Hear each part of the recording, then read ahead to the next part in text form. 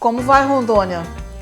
Esta semana nós temos a grata satisfação de receber no estúdio de um rondoniense o Controlador-Geral do Estado, Francisco Lopes Neto, que é servidor público concursado, auditor fiscal, economista e que desde 2016 responde pela Controladoria Geral do Estado, a CGE. A CGE ela trabalha para levar mais transparência dos serviços públicos à população, para que os atos de governo, as políticas públicas tenham mais controle, tenham mais eficácia, que os recursos sejam melhor otimizados e também atua na prevenção e no combate à corrupção, que é um dos temas que mais hoje a sociedade brasileira fala, comenta e se preocupa. Em abril, o ministro Sérgio Moro esteve em Porto Velho e participou do lançamento desse pacote de medidas anticorrupção, que consiste em decretos, em projetos de lei. De abril para cá já são 3 meses.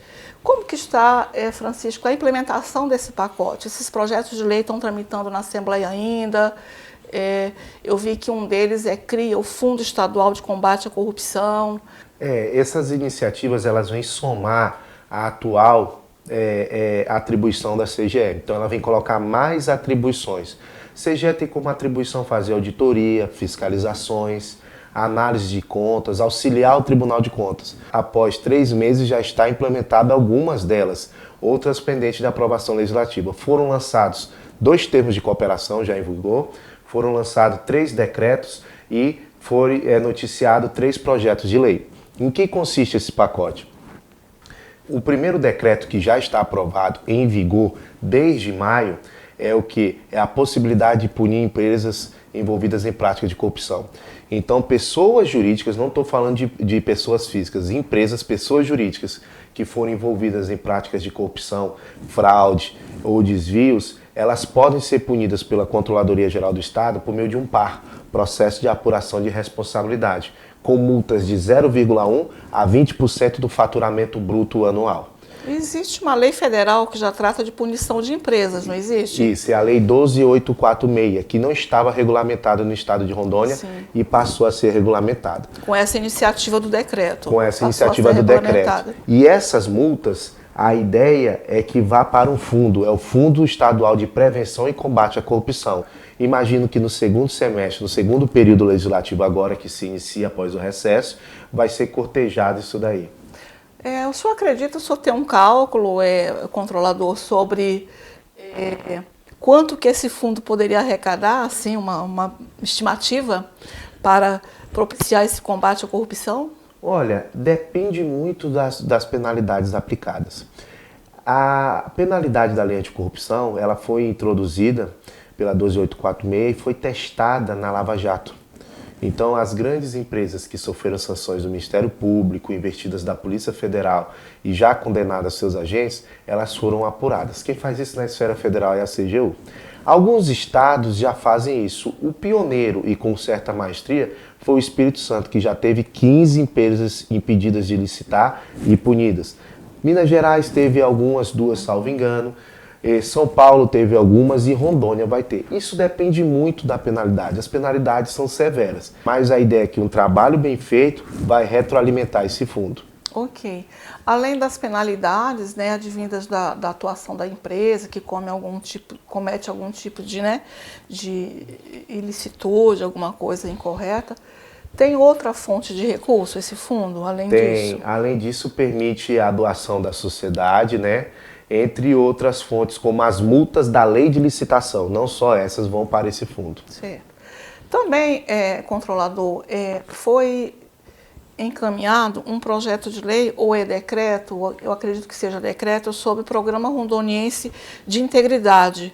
É isso mesmo? Esse decreto, o que dispõe? Antes de falar do Programa de Integridade, que é um projeto de lei, falar das outras ações. Mesmo. Foram 8. Falamos de 2, Uhum. O decreto que permite punir as empresas envolvidas em corrupção e o Fundo Estadual, projeto de lei. O outro decreto que está em vigor é a condição de permanência para cargo de chefia, direção e assessoramento. Ou seja, gerentes, controladores, funções de chefia, direção e assessoramento na área de compras, licitações, orçamento, planejamento e contabilidade, a partir da nomeação eles têm até 90 dias e já está em vigor para fazer uma capacitação promovida pela Escola do Governo e os órgãos do staff administrativo. Essa capacitação, a pessoa vai ter aula de termos de referência, execução de despesa, fiscalização, gestão de contrato. Caso ela não atinja o padrão mínimo de desempenho, vai ser encaminhado para o gestor para as providências que fizerem necessárias. Veja que não é condição para entrar, mas a condição de alguém que tem um cargo de chefia nessas áreas permanecer. Então, é uma iniciativa muito boa e essa é Made Rondônia pioneira, né? Condição de permanência. Essa já está em vigor. A outra que está em vigor foi a criação do Comitê de Transparência e Governo Aberto, no qual o governo do estado vai se reunir com agentes da CEPOG, CEFIM, PGE, Ouvidoria, indicações do Tribunal de Contas e Ministério Público, se assim quiserem, para traçar diretriz de transparência do Estado. Vale lembrar que esse conselho também tem representantes da sociedade. Esse conselho é muito importante porque ele acaba sendo o órgão consultivo máximo do Estado em termos de transparência.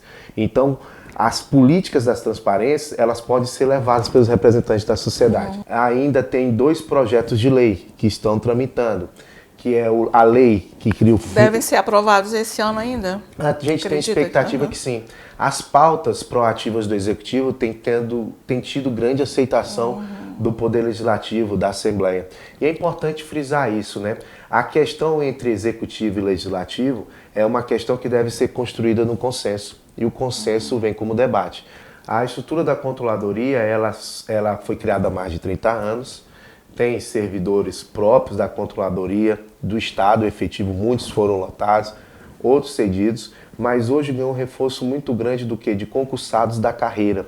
Então isso foi muito importante, auditores de controle interno e assistente de controle interno, inclusive para viabilizar essas próprias medidas, né? Então não adianta colocar algo e gerar uma expectativa na sociedade e não ter meio para tanto. Foi tudo bem calculado, de maneira que pudéssemos otimizar nossa mão de obra que tinha e que está por entrar e entrou. Vai agora tomar posse 18 novos concursados, né, da carreira de auditoria e assistente. Somando aos que entraram no ano passado, já é o que? 40% a mais da mão de obra, justamente para implementar esse pacote. E essa força elaborativa é o que vai fazer as novidades que se esperam. Então, um exemplo, o plano de integridade. Sem a nova força não seria possível encaminhar o PL, que é o que está lá na Assembleia, que para mim é a cereja do bolo, né?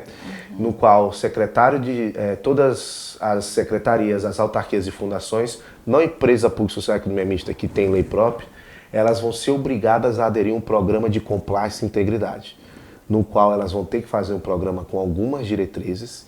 A CGE vai chancelar, vai publicar esse programa e vai monitorar o cumprimento. Se os processos estão mapeados, vai ter que fazer no prazo.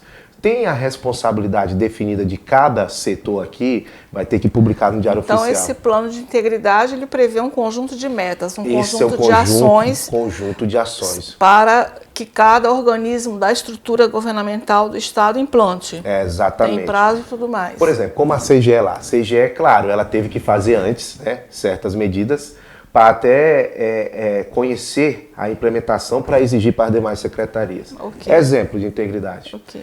Lá na CGE, toda a agenda do controlador é publicada diariamente.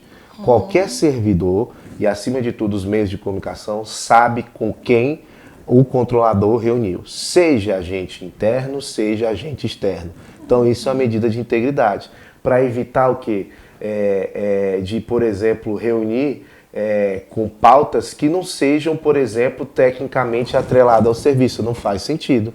Então, tudo que tem afeto ao direito público e à sociedade não tem motivo para não ser feito fora da CGE ou fora da agenda, não é verdade? Sim, sim. Então, isso é uma medida de integridade. Interessante que o nosso internauta continue acompanhando o trabalho da CGE.